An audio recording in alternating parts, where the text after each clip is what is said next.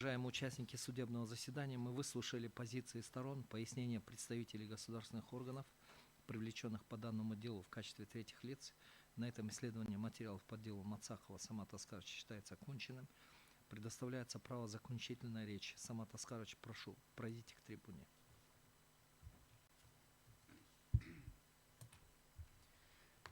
Уважаемый суд, участники процесса, я считаю, что доводы, указанные в ходатайстве в ходе данного судебного разбирательства, подтвердились. Более того, хочу отметить что именно в части что стороны предлагают именно что данный, получается, вопрос должен решаться судом по месту постановившим приговор. В этой части я не согласен. Считаю что мое мнение, что это все-таки должен исполнять суд по месту отбытия наказания.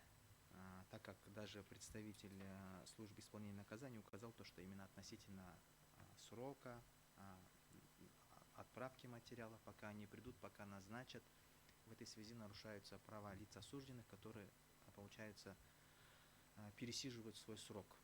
Это было именно на практике встречено при зачете времени срока день за два, когда лица просто месяц-полтора пересиживали, потому что Верховный суд им пересчитал, но пока постановление дойдет до колонии, которая находится, к примеру, в Джалабаде, вот это ИК-10, оно по почте идет, и человек просто-напросто сидит и не знает, когда он выйдет. Такие случаи были, уважаемый суд. Вот в этой связи, более того, что, как отметил представитель администрации президента, что зачетом времени мы вносим, получается, вмешиваемся в переговор, и приговор может быть изменен вышестоящим судом. В этой части мы полностью не согласны. Почему? Потому что в данном случае приговор уже вышел, вступил в силу.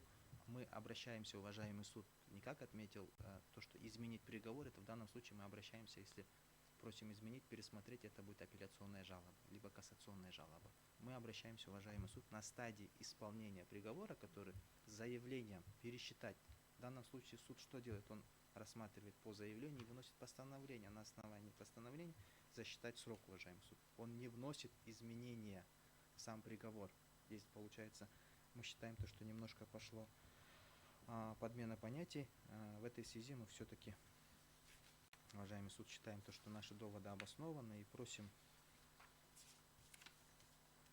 признать статью 432 Уголовно-процессуального кодекса Кыргызской Республики противоречит части 4 статьи 58 и части 1 статьи 61 Конституции Кыргызской Республики. У меня все. Ваша позиция, присаживайтесь. Пожалуйста, Нурбек Багишевич.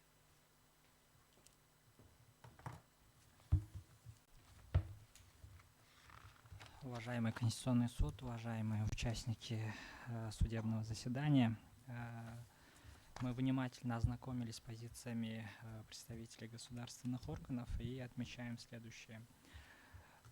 Несмотря на то, что администрация президента не видит противоречий статьи 432 к нормам части 4 статьи 58 Конституции, но в свою очередь, что они отмечают, что подсудность по 14 пункту статьи 431 она не определена. В то же время в своей выступлении представитель администрации президента отметил, что если суд зачет времени будет разрешаться по месту отбывания наказания, это является препятствием, или как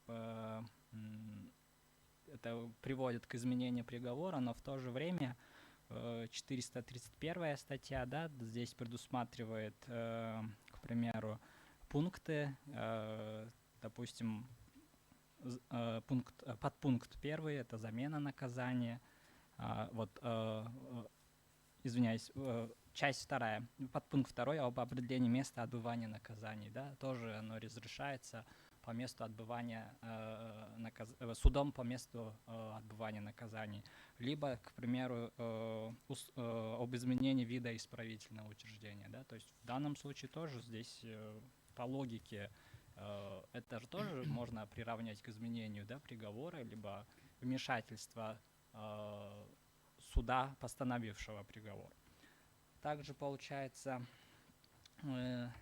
поддерживаем позицию службы исполнения наказаний, потому что здесь я хочу отметить принципы уголовного судопроизводства, принцип уважения чести и достоинства личности, что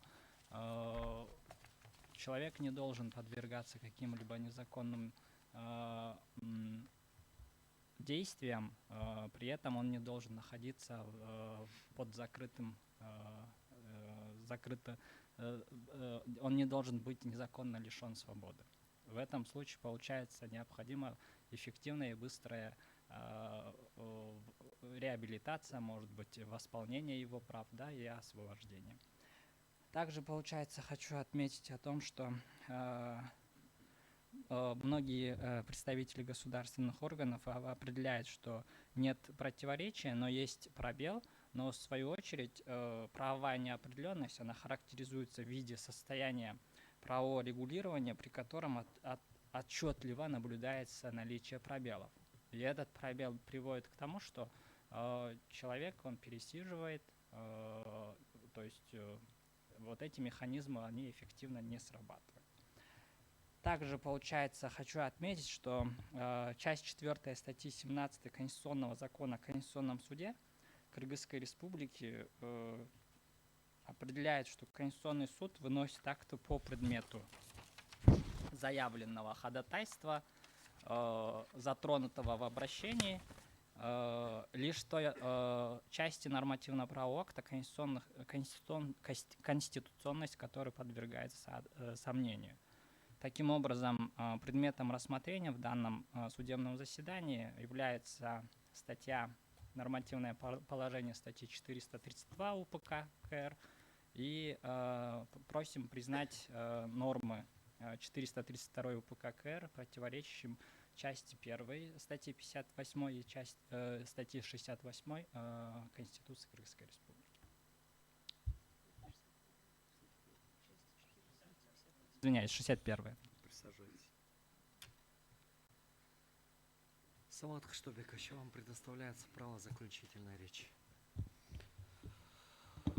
Код статьи 34 Конституционного закона Кыргызской Республики о Конституционном суде Кыргызской Республики просим ходатайство Мацака Самата Аскаровича о проверке конституционности статьи 432 Уголовного процессуального кодекса Республики оставить без удовлетворения, поскольку не является противоречием части 4 статьи 58, части 1 статьи 61 Конституции Кыргызской Республики.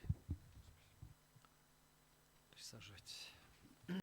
Уважаемые участники судебного заседания, на этом рассмотрение дела по обращению Мацакова Самата Аскаровича о проверке конституционности статьи 432 Уголовного процессуального кодекса Кыргызской Республики считается оконченным. Суд удаляется в совещательную комнату для вынесения решения.